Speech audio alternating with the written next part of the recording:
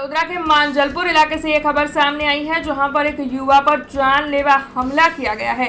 सिर्फ 150 रुपये के मामले में इस युवा पर हमला किया गया होने की खबर परिवार की ओर से दी जा रही है। तब किसी अनजान शख्स की ओर से एक युवा पर चाकू से जानलेवा हमला किया गया। हमले में ये युवा गंभीर तौर पर घायल हुआ, जिसके बाद तुरंत ही उसे अस्पताल पहुंचाया गया। वहां पर अफरा तफरी भी फैल गई थी। मांजलपुर पुलिस को भी इसकी जानकारी दी गई थी। मांजलपुर पुलिस की टीम मौके पर पहुंची थी। पुलिस की ओर से इस मामले में आगे की जांच शुरू की गई थी। तब आपको बता दें कि घायल युवा को तुरंत ही इलाज के लिए इस वक्त अस्पताल पहुंचाया गया है। एसएसजी अस्पताल में युवा का इलाज चल रहा है और पुलिस की ओर से हमला करने वाले को ढूंढने की कवायद जो है वो तेज कर दी गई है। गई काल राते एवं थयुं, मारो छोकरो कई 150 रुपया एमना भाई मांगतेलो तो ए लोको पासे मांगवा गयो 150 रुपया कि भाई मारा 150 रुपया मेहनतना छे तमे मने पाछा आपो। तो ए घर पासे गारो गलत करवा लाग्या।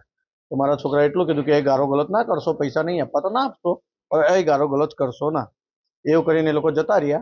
भाई आजे एकदम आया अने छोकराने बोलाव्यो बहार के ले भाई तारा 150 रुपया ले एम करीने बोलाव्युं अने कई वातचीत कई करी नहीं अने डायरेक्ट बे जणे पकड्यो अने एक जणे चक्कूना घाव मार्या। ए लोको रिक्षामां आवेला, एकનું નામ કાર્તિક છે અને એકનું નામ સિકંદર છે, બીજાના બે જણના નામ અમે નહીં જાણતા। એ લોકો કઈ રે એ અમે નહીં જાણતા, પણ અમારા ઘેર પાસે આવેલા મારુતિધામ અમરકૃપા સોસાયટી મકાન નંબર 82 તઈ આવેલા। મોબાઈલની દુકાન પાસે આ બનાવ થયો છે।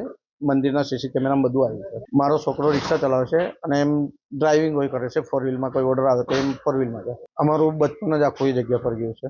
અમે પોલીસને જાણ કરી ને છોકરાને મને ફોન આવ્યો કે પપ્પા આવું આવું થયું, મને બચાવ, મને ચક્કુના ઘાવ માર્યા છે। तो हम बीजा घेरे तो तईथी हूँ दौड़तो दौड़तो आव्यो, छोकरा लईने आई मैं एसजी होस्पिटल आव्यो मारी पर्सनल बाइक पर। 108 ने बहु मोडું થતેલું અને એનું બ્લડ વધારે જતેલું એટલે મેં કીધું કે મારી ગાડી પર લઈ જવું સેફટી રહેશે, છોકરાને જીવ બચાવવા માટે